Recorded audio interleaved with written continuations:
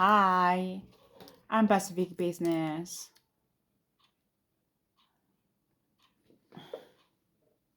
Ok.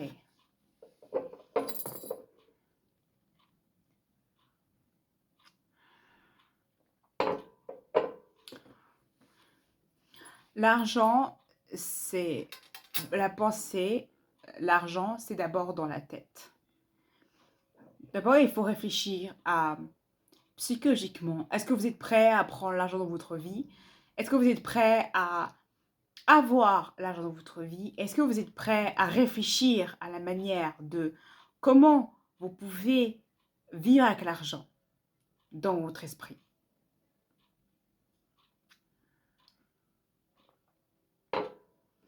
C'est réfléchir à je peux être comment je peux être une personne qui a comment je peux être une personne qui a de l'argent et qui a une pensée comment je peux réfléchir à être une personne qui a de l'argent et qui a une pensée bonne et qui a quelqu'un qui a qui a une réflexion sur le rapport que tu as à l'argent avec toi-même. Quel rapport j'ai avec l'argent? Est-ce que c'est positif ou négatif? Est-ce que l'argent t'apporte autant de choses et combien réellement tu imagines gagner et au moins tu imagines comment tu veux gagner cette chose et comment tu veux comment comment tu peux faire un frein pour éviter de dépenser trop à ton argent. Voilà, c'est très important. Et réfléchir aussi à la manière de se dire le plus important dans la manière de penser, c'est de se dire ma vie a changé, maintenant il faut que je pense de manière différente et en donnant les bonnes réflexions et les bonnes questions. Si je prends une décision, qu'est-ce que je dois faire en cas de mauvaise décision, en cas de mon argent? Si j'ai trop dépensé, est-ce que je culpabilise ou est-ce que j'essaie de ne pas culpabiliser et de réfléchir à qu'est-ce que j'ai fait, qu'est-ce que je peux faire améliorer? Qu'est-ce que je peux faire pour améliorer? Qu'est-ce que je peux faire pour améliorer tout ça? Qu'est-ce que je peux faire pour améliorer tout ça? Et qu'est-ce que je peux faire pour améliorer tout ça? Qu'est-ce que je peux faire pour améliorer tout ça? Est-ce que Yael va forcément... est-ce que Yael, votre compagnon ou compagnante, compagnox, que Yael autour va comprendre, que Yol va comprendre votre situation.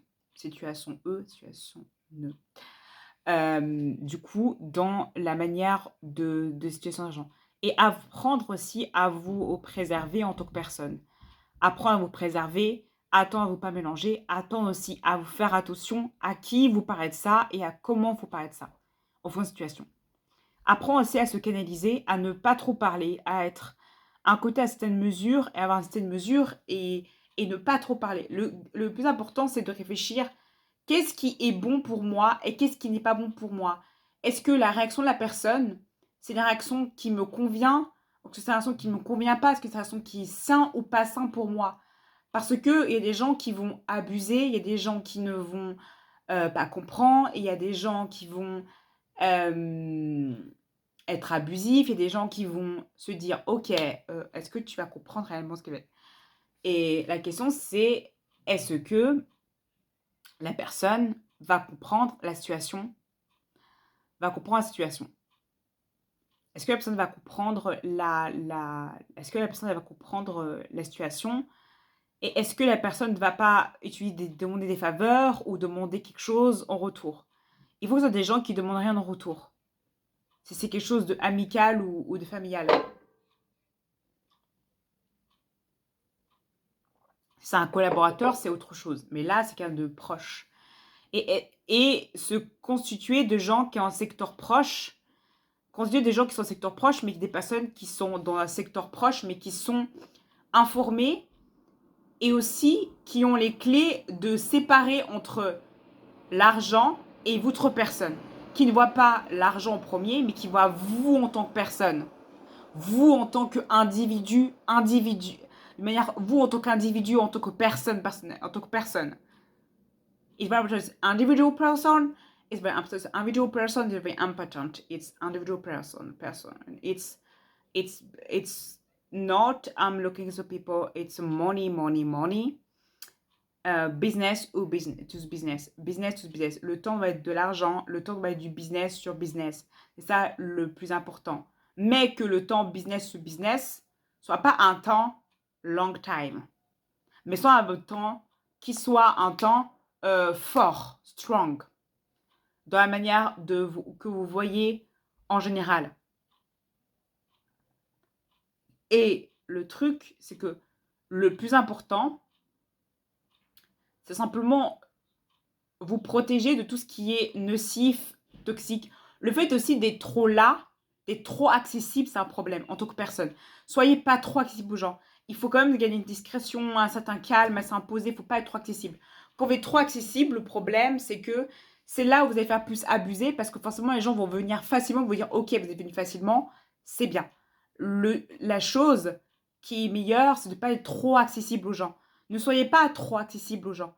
Quand vous êtes trop accessible, le problème, c'est que les gens peuvent vous abuser de votre énergie, de force, votre level. Et le plus important, c'est pas trop accessible. Je veux dire, c'est même de vous protéger et aussi d'être inaccessible aussi. Quand vous êtes trop accessible aux gens, ils peuvent vous abuser. Mais aussi une manière aussi de business pour avoir créé une certaine manque, énergie. Et c'est le manque. Quand vous manquez à personne, vous n'impactez pas. Quand vous manquez à une personne, vous impactez la personne. Donc en fait, c'est important justement de manquer. Vous apportez à la personne, mais vous restez discret.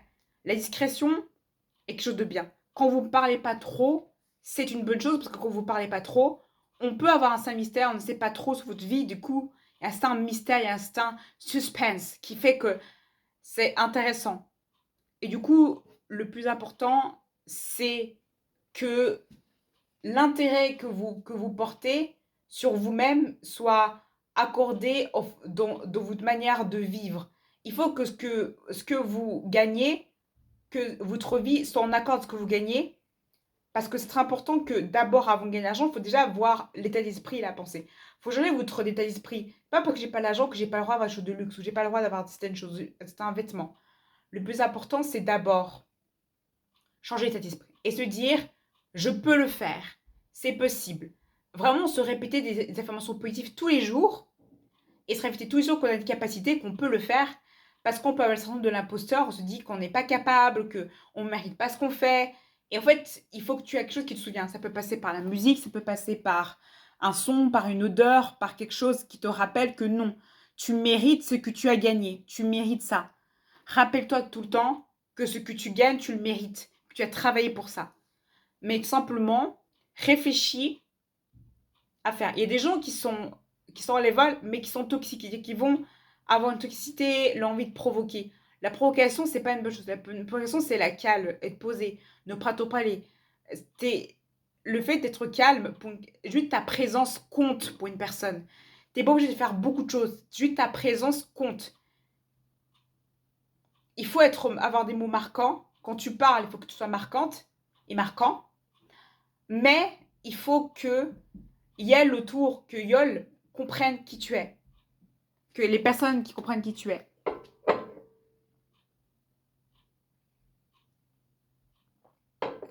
Pour une relation amoureuse, il faut séparer entre votre relation amoureuse et la personne. Et la personne que vous êtes en couple. Yel doit comprendre que vous êtes en couple avec, mais qu'il y a une séparation entre votre business et la relation amoureuse que vous avez. Il faut que votre vie privée, si vous travaillez ensemble, que votre vie privée et le personnel soient complètement séparés. Que ce ne soit pas public, que ce soit privé. C'est mieux de prendre du temps pour discuter, parler tranquillement dans un lieu privé, clos, safe, un endroit privé. Quand je dis un lieu privé, ça veut dire pas un lieu public, mais un lieu privé qui soit que à vous. Mais si c'est un lieu public, un lieu qui soit plutôt neutre. Des fois, les lieux trop personnels, ça peut casser le truc. Je dirais que la meilleure chose pour avoir des rendez-vous quand tu fais du business, je dirais les cafés. Les cafés, c'est vachement bien. Les hôtels, c'est bien aussi les cafés, les hôtels. Et quand vous êtes en couple, je trouve que c'est bien ça, c'est que pour les collaborateurs et collaboratrices, c'est bien. Mais pour tout ce qui est amour, je dirais que pour un secteur level, je dirais discutant les cafés. Les petits cafés, c'est toujours bien de demander un café au restaurant et vous parlez du sujet tranquillement, vous buvez, vous mangez. Je pense que la meilleure façon de discuter, c'est la nourriture. La nourriture, ça peut toujours aider à discuter. Évitez les fast-food, tout ce qui est un peu... Non. Allez plutôt dans un café ou dans un bar pour... ça va toujours relaxer et détendre. Et aussi, ne dépensez pas trop et soyez minimaliste. Des fois, pas beaucoup d'affaires. Avoir juste le minimum d'affaires, c'est toujours une bonne chose. Avoir une bonne tenue, mais avoir des tenues assemblées ou des tenues qui soient agréables à porter très facilement, est mieux. Beaucoup, le minimalisme, ça veut dire ne pas trop dépenser, ne pas avoir trop de nourriture pour avoir le minimum de choses à manger. Très important.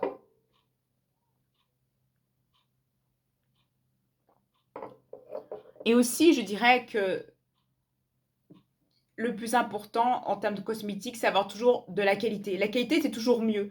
Quand vous prenez la qualité, ça va durer plus longtemps, ça va être mieux. C'est mieux de prendre des plats de qualité, des choses de qualité, des nourritures de qualité, et qui coûtent beaucoup plus cher, plutôt que prendre des choses. Vous méritez la qualité. Tout ce qui est qualité, vous le méritez. Vous méritez la qualité. Vous méritez la qualité en tant que personne. Ne disez pas, je ne mérite pas la qualité.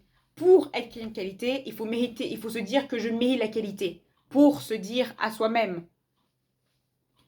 Il faut se dire, sans forcément se ruiner. Au début, ça va être des petites choses. Et sans se ruiner, parce qu'il ne faut pas se ruiner quand même en disant je dépense beaucoup de choses sans me ruiner. Me ruiner, voilà. Me ruiner, voilà. Excusez-moi, mon français. Excusez-moi, sorry. J'ai l'impression des fois d'articuler pas assez bien, donc bref. Me ruiner, voilà, me ruiner. Bref, je vais utiliser un autre ton. Du coup, me ruiner. Donc, me ruiner. Et du coup, pour éviter de me ruiner, il faut tout simplement utiliser... faut juste utiliser la méthode de goutte à goutte. N'allez pas, ne brûlez pas les étapes. Allez tout doucement, réfléchissez et il faut aller pas à pas. Des fois, on a tout ce qu'il faut pour avoir le luxe, mais on n'est pas prêt psychologiquement à accepter le level tout de suite. On a tout ce qu'il faut, mais on n'est pas prêt à accepter dans cet univers-là. Il faut accepter que chacun a son rythme, chacun est divers, chacun est différent, dans la mesure que chacun prend son temps à avoir les choses. Chacun prend son temps. Chacun prend son temps, justement, à aller dans ce milieu-là. Des fois, tu peux te dire, tu peux dire, je peux te retomber, c'est bon. Ce milieu-là, c'est pas le milieu que je veux, c'est un milieu, c'est bon, je vais revenir au milieu bas, je reste pauvre, donc forcément, je suis pauvre. La richesse n'est pas forcément toujours matérielle. La richesse, c'est psychologique. La connaissance, c'est une richesse. La connaissance des prix, c'est une connaissance. La connaissance, c'est une richesse. Le fait de se cultiver, c'est une richesse. Le fait de se cultiver, d'apprendre des choses et d'avoir une certaine connaissance de certaines choses, c'est une richesse. Les diplômes, c'est une richesse. Le bien matériau, ça peut passer très vite. Le bien matériau passe. L'amour est une richesse. Travailler son amour est une richesse. Travailler l'amour de soi, c'est une richesse. Le bien matériau, c'est tellement passable. Ça passe tellement vite et rapidement. Et ce qu'un matériau, c'est juste un objet qu'on prend et qu'on met. C'est pas important en sorte. Le bien matériau n'est pas vraiment important. Et après, le bien matériau est aussi important pour certaines personnes. Donc le bien matériau peut être important pour vivre, pour manger, pour avoir un secteur de vie qui soit agréable, pour avoir un confort certain, et pour avoir une certaine richesse, un certain confort pour avoir un meilleur socle de travail. Si on pense comme ça, c'est une bonne chose. Mais la richesse, c'est aussi la connaissance de soi. La richesse, c'est se connaître. La richesse, c'est s'aimer comme on est. La richesse, c'est d'apprendre à ce qu'on veut et ce qu'on aime. Et être direct directement à savoir ce que réellement on veut dans la vie et ce qu'on veut apporter à nous-mêmes et à la vie. La richesse, c'est s'instruire à quelque chose qu'on ne connaît pas, qui est différent de nous. Connaître, questionner, poser des questions. C'est ça la richesse. La richesse, c'est d'être dans un milieu qui est en dehors de nos conventions ou notre pensée ou nos croyances. La richesse, c'est de savoir s'ouvrir au monde qui nous entoure et s'ouvrir aux gens qui nous entourent. La richesse, c'est se cultiver de manière culturelle dans des pays et dans des langues, de manière linguistique, technologique, éducatif et professionnel dans, dans des secteurs hôteliers ou dans des secteurs d'activité différents. Et avoir une carrière professionnelle qui soit agréable pour certaines personnes, pour pas toutes les personnes. Se dire qu'on est chacun différent, se dire que tu es individuel, se dire que tu es unique, se dire que tu es individuel et unique, se dire que tu es différent, que chaque être humain est différent, que tu as des envies différentes, que tu sais, c'est ce que tu veux en tant que personne, avec quelqu'un, dans une relation amoureuse, une relation d'amitié ou amicale, ou une relation d'un soir. Que tu connais ton corps et tes envies. C'est ça la connaissance de soi. C'est ça la richesse. La richesse, c'est tout ça.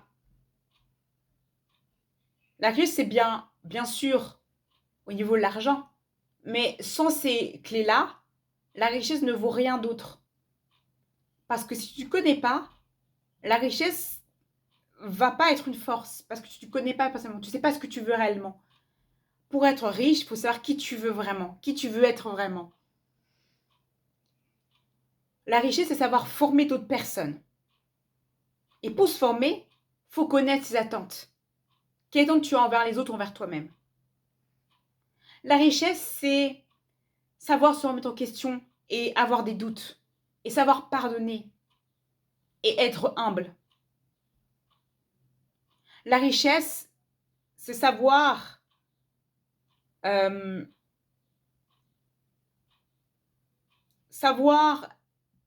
et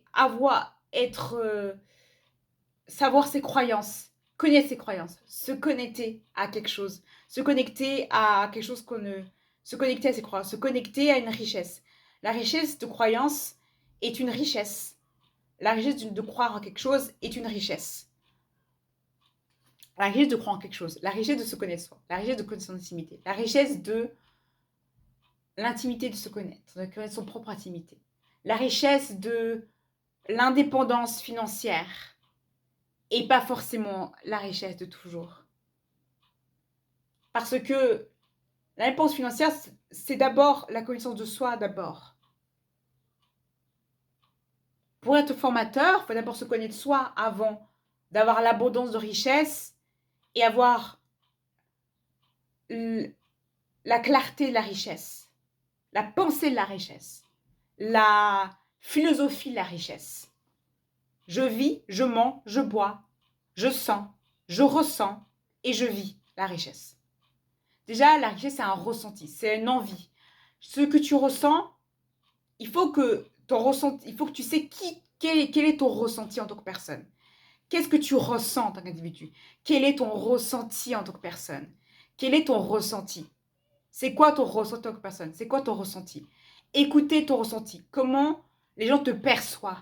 Comment toi tu te perçois en tant que personne? Comment ton identité est importante, ton identité personnelle?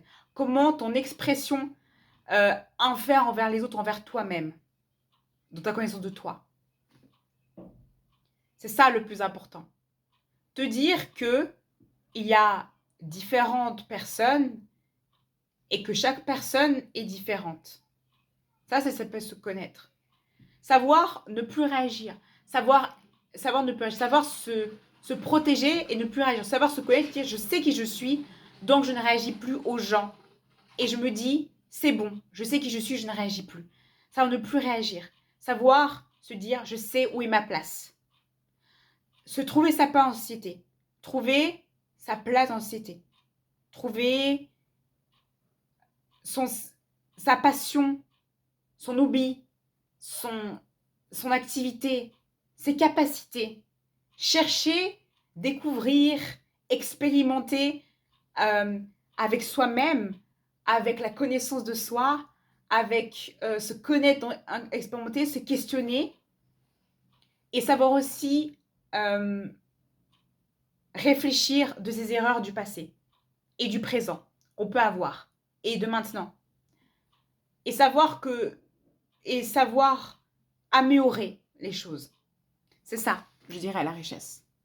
Et après tout ça, tu peux finalement réussir à avoir une certaine richesse et à penser à investir et à réussir dans ce que tu veux faire. Voilà, c'est Pacific Business et à bientôt. Pacific Follet Business et à bientôt. N'oublie pas de t'abonner à la chaîne et de partager la vidéo. De partager la vidéo. De partager la vidéo. De partager la vidéo. Et de t'abonner. Et de t'abonner à la chaîne pour de nouvelles vidéos sur la chaîne, cette chaîne. Et voilà, j'espère que tu as appris beaucoup de choses. Voilà.